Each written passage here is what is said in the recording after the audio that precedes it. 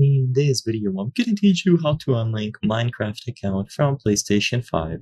It's a very easy process, so make sure to follow along. When you play Minecraft Bedrock on any platform, you have to link a Microsoft account.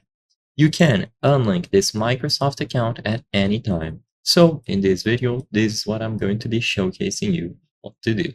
So to unlink this account, choose the settings option from the homepage, so don't go inside of a world. Inside of the settings, you will find the account category, and in here you will have plenty of options. The one that you are looking for is at the bottom, Unlink Microsoft account. So like I said before, this is going to be the only unlinking option available. When you highlight this and then select it, you will get all of this wall of text. If you unlink your Microsoft account, you will no longer be able to save purchases made on your PlayStation console to your account displayed here. After unlinking, you will not be able to access the marketplace content purchased. You will not be able to play with your friends on other platforms. And finally, you will not have access to realms, including currently active realm subscriptions.